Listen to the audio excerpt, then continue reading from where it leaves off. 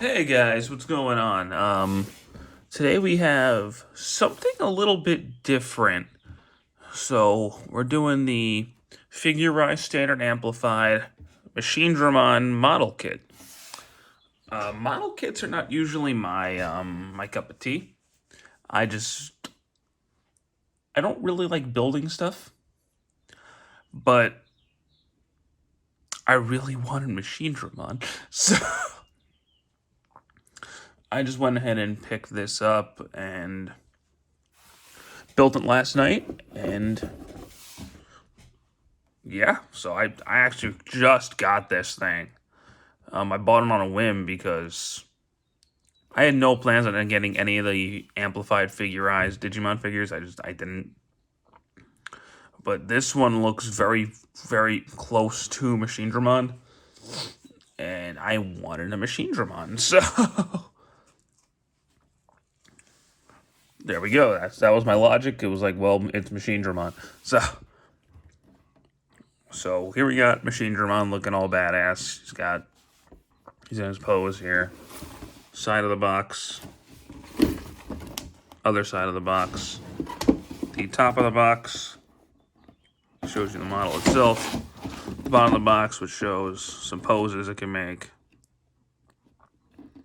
and all that fun stuff. There's no back of the box, so there's that. Now let's go ahead and get on to the figure, or I guess the model itself. Here is Machinedramon. And you're seeing an issue right off the bat. But we'll talk more about that as we continue. So now Machinedramon is actually a favorite of mine in terms of enemy Digimon. Like, he was in the show, they kind of made it out to seem like Piedmon was, but in actuality, Machinedramon, in terms of Digimon lore, was actually the most powerful of Dark Masters, like by a long shot.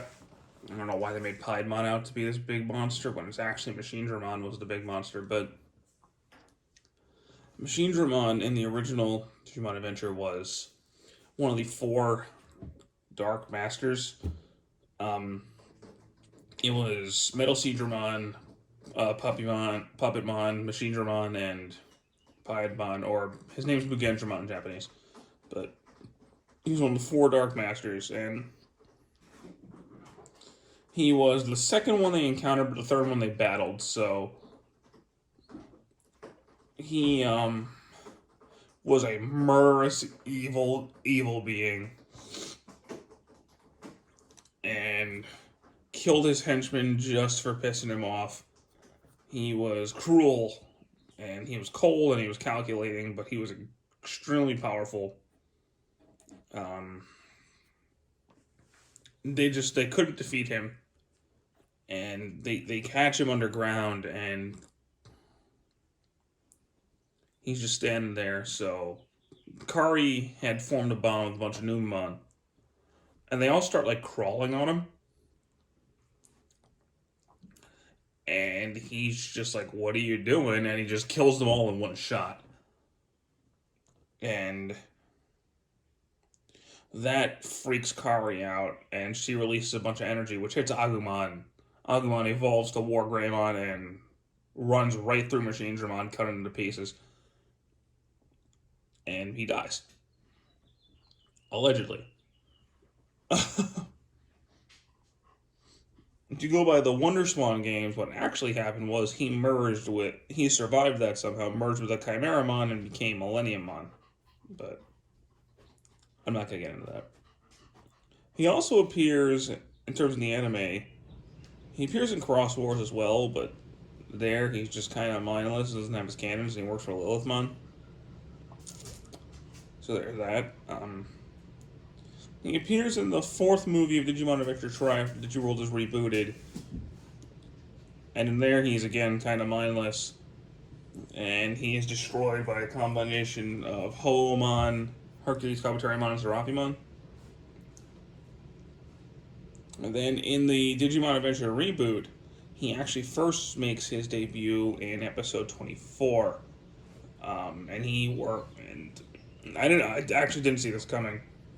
They were battling Devimon's new final form, Don Devimon, and Metal Greymon and Tai are fighting him. They start getting covered in this miasma. It's like this dark energy that's going all around that's around the cloud continent they're on. And Tai and Metal Greymon are covered in this stuff. And Don Devimon eats Tai. Metal Greymon just snaps and he digivolves into Machinedramon. Without the cannons. And he attacks Devimon ferociously. Until Devimon has him cornered. And Angemon's able to clear his mind, and he converts into a light version of like a incomplete War Greymon. And then he appears again in episode 48 as a separate entity that battles War Greymon in a spectacular fight scene. He also has a pretty significant role in the original Digimon world as the final boss. And Digimon World Next Order kind of just follows that up, where they're just turning everybody into Machinedramons. And then in Cyber Sleuth, he is the partner Digimon of Yuko? Or Yugo? I can't remember the name. But he's that character's partner Digimon.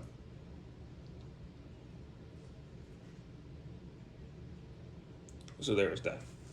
So he's got a pretty big role in Digimon lore. If you actually look at him, he takes a lot of parts from previous Machine Digimon and merges them into one. So like these cannons are from Metal Mamemon, the chest and the arm are from Metal Greymon. Andromon's skull is right there. That's from Megadramon. And then the helmet pieces, I can't remember who they're from. The top half might be from Megadramon as well. Bottom half I can't remember off the top of my head, but... Oh, Metal Tyrannomon. So he's just a bunch of mechanical Digimon just fused together. And he looks really badass. I love Machinedramon. But that's enough about the character. In terms of this figure itself, because it was a model kit, I was surprised how much you didn't really need tools on this.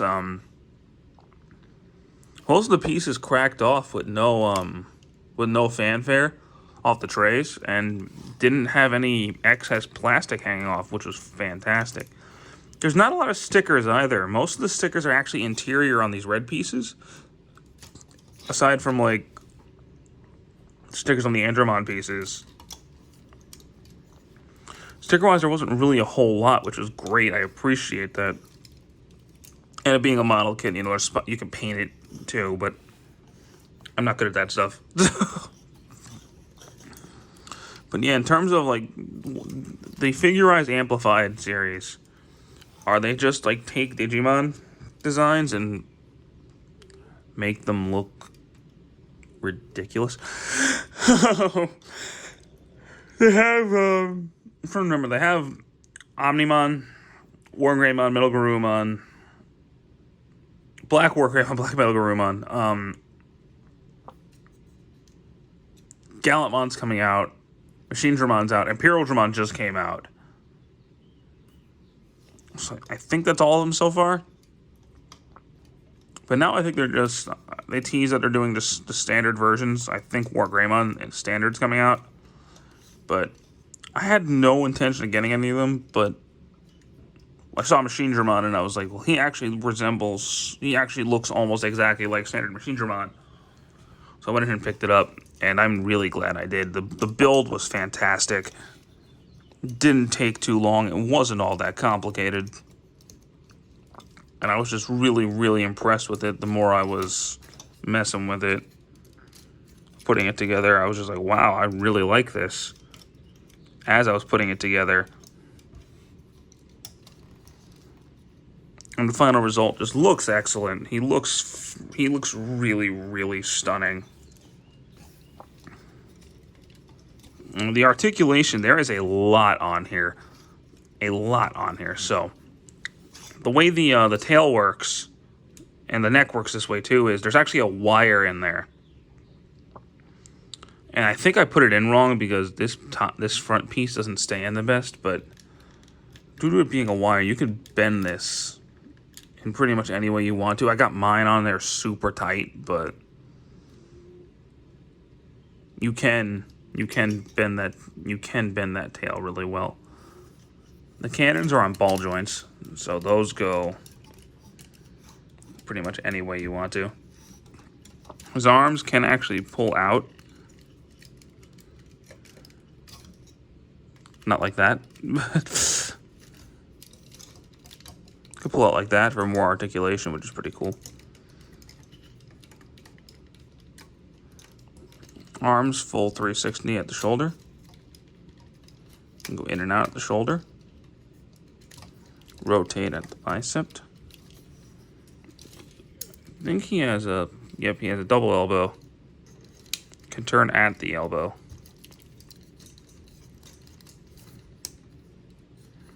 The claws on the trident arm move.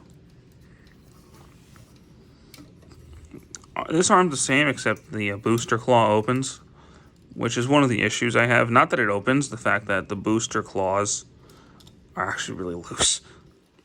Like, they pop off pretty easy. So be careful. Like, he has a little bit of movement at the stomach area, at the abs. The neck is also on this wire, so you can move that pretty much however you want to.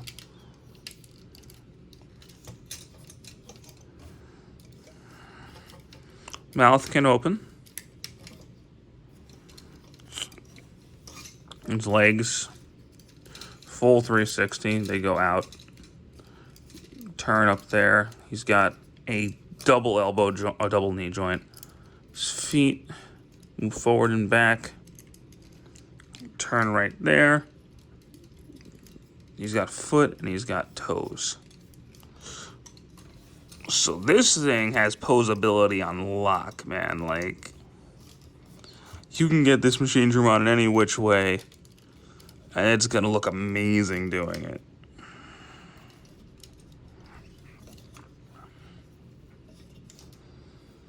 Now, like I said, I bought him because there is not an SH Figure Arts Machinedramon. Nor do I ever think there will be. But the fact that they did this, and it worked out this well, is good enough for me. This is, like I said, I'm not normally into model kits, but it's not a hard build at all. It's pretty sturdy. The arms might come off here and there if you're rough with it, but other than that,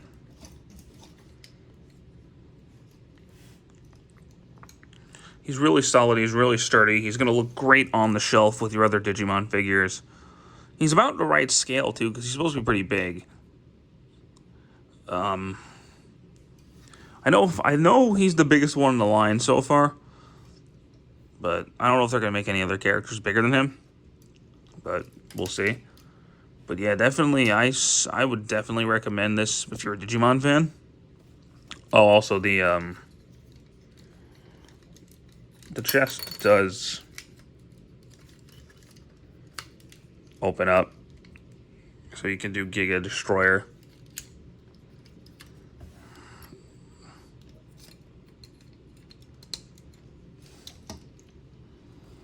Yeah, I think that's going to be it for this video, guys. I love this Machinedramon. I think he's excellent. And I think you will too if you decide to pick him up. So hopefully you do. But that's going to be it from me to you for now, guys. I hope you guys enjoy this one. Have a great day. Bye-bye.